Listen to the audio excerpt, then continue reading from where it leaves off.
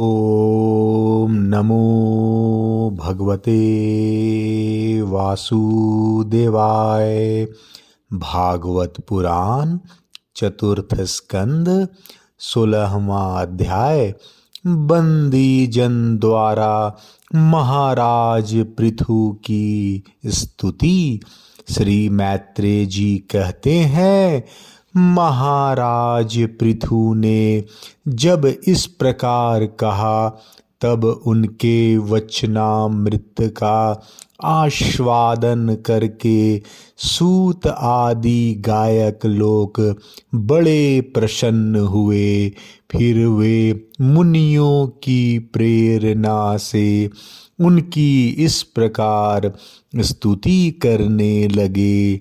आप साक्षात देव प्रवर श्री नारायण ही हैं, जो अपनी माया से अवतीर्ण हुए हैं।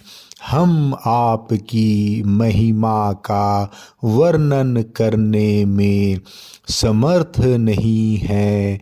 आपने जन्म तो राजा वेन के मृतक शरीर से लिया है, किंतु आपके पौरुषों का वर्णन करने में साक्षात ब्रह्मादि की बुद्धि भी चकरा जाती है। तथापि आपके कथामृत के आस्वादन में आदर बुद्धि रखकर मुनियों के उपदेश के अनुसार उन्हीं की प्रेरणा से हम आपके परम प्रशंसनीय कर्मों का कुछ विस्तार करना चाहते हैं। आप साक्षात श्री हरि के कलावतार हैं और आपकी कीर्ति बड़ी उदार है। ये धर्मधारियों में श्रेष्ठ महाराज पृथु लोकों को धर्म में प्रवृत्त करके धर्म मर्यादा की रक्षा करेंगे तथा उसके विरोधियों को दंड देंगे। ये अकेले ही समय समय पर प्रजा का पालन पोषण और अनुरंजन आदि कार्यों के अनुसार अपने शरीर में भिन्न भिन्न लोकपालों की मूर्तियों को धारण करेंगे तथा यज्ञ आदि के प्रचार द्वारा स्वर्ग लोक और वृष्टि के व्यवस्था द्वारा भूलोक दोनों का ही हित साधन करेंगे। ये सूर्य के समान अलौकिक महिमान्वित प्रतापवान और समदर्शी होंगे। जिस प्रकार सूर्य देवता 8 महीने तपते रहकर जल खींचते हैं और वर्षा ऋतु में उसे उधेड़ देते हैं, उसी प्रकार ये कर आदि के द्वारा कभी धन संचय करेंगे और कभी उसका प्रजा के हित के लिए व्यय कर डालेंगे। ये बड़े दयालु होंगे।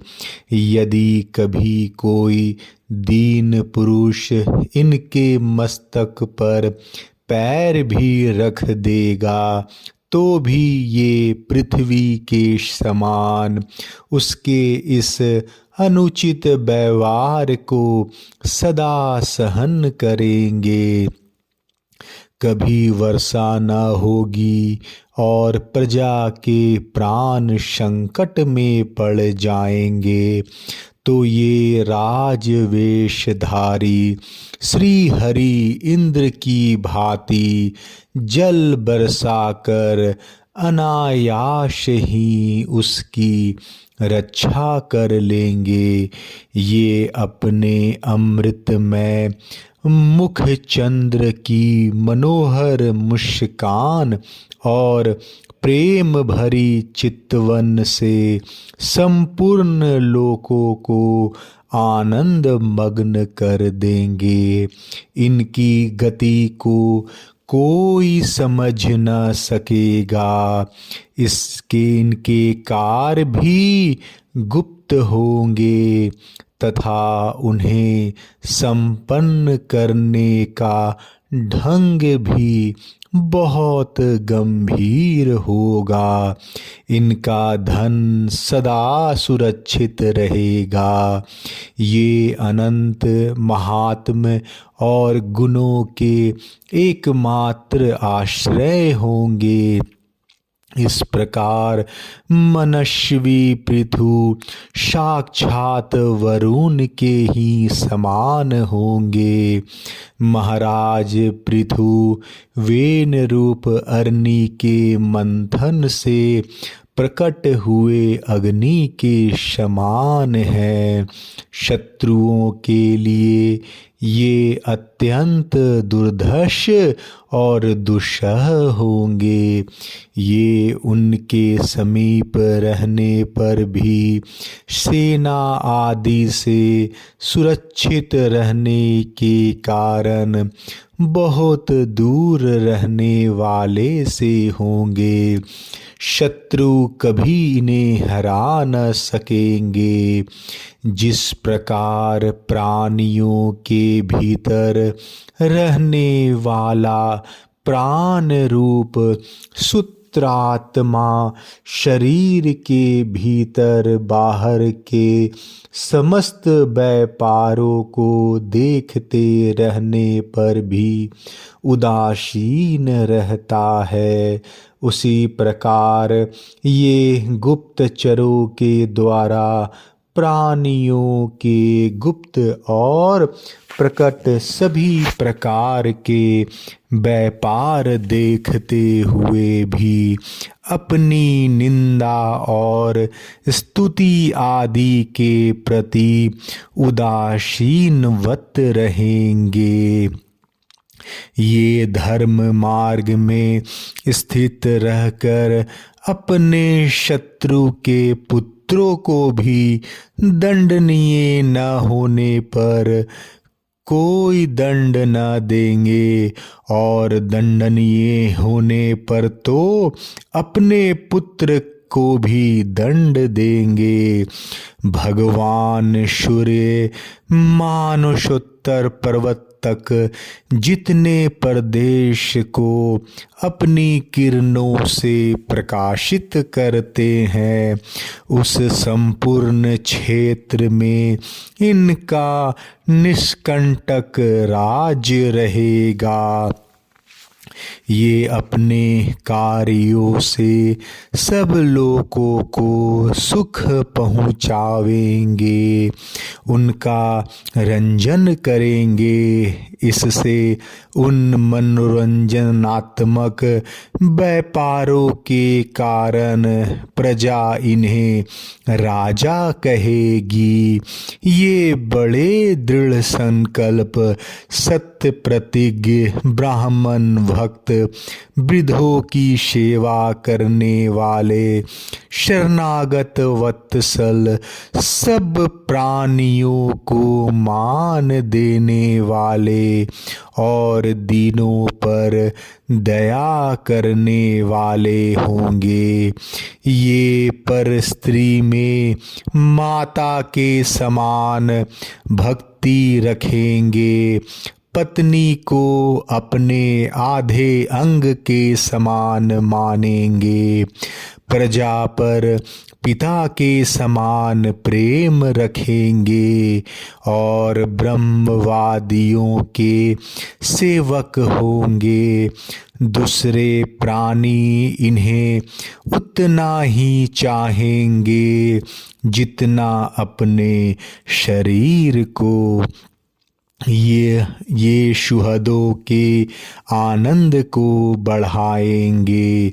ये सर्वदा वैराग्यवान पुरुषों से विशेष प्रेम करेंगे और दुष्टों को दंड पानी यमराज के समान सदा दंड देने के लिए उद्धत रहेंगे। तीनों गुणों के अधिष्ठाता और निर्विकार साक्षात श्री नारायण ने ही इनके रूप में अपने अंश से अवतार लिया है। जिनमें पंडित लोग अविद्यावश प्रतीत होने वाले इस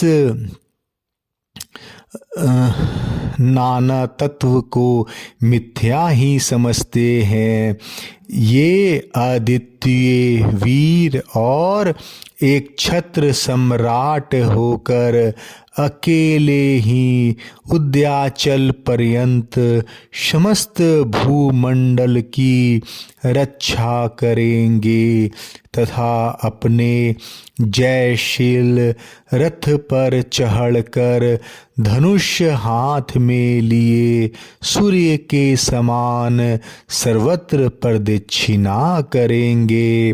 उस समय जहाँ तहाँ सभी लोकपाल और पृथ्वीपाल इन्हें भेंटे समर्पण करेंगे। उनकी स्त्रियां इनका गुणगान करेंगी और इन आदि राज को साक्षात श्री हरि ही समझेंगी।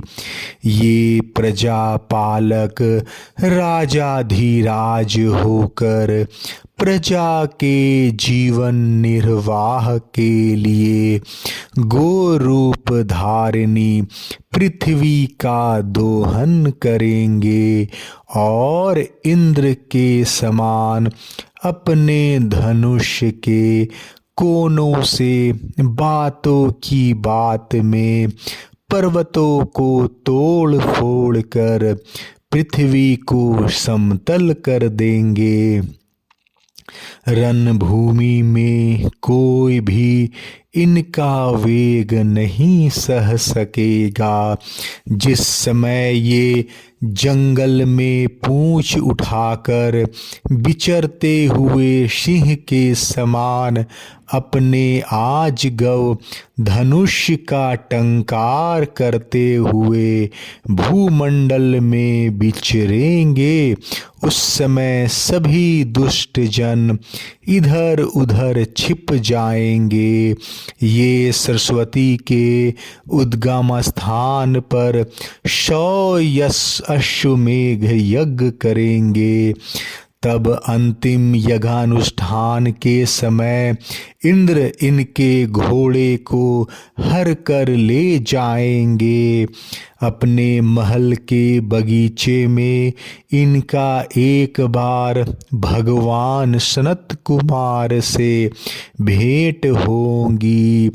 अकेले उनके भक्तिपूर्ण सेवा करके ये उस निर्मल ज्ञान को प्राप्त करेंगे जिससे पर ब्रह्म की प्राप्ति होती है।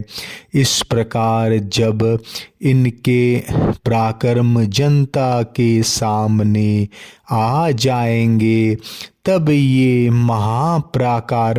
पराक्रमी महाराज जहाँ तहाँ अपने चरित्र की चर्चा सुनेंगे।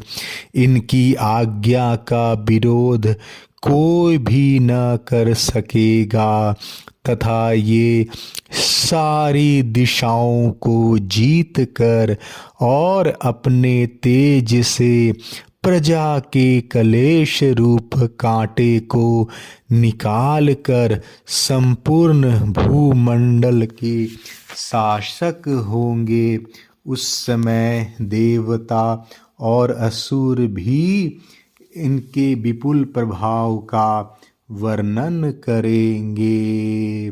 16वां अध्याय समाप्त। जय श्री कृष्णा।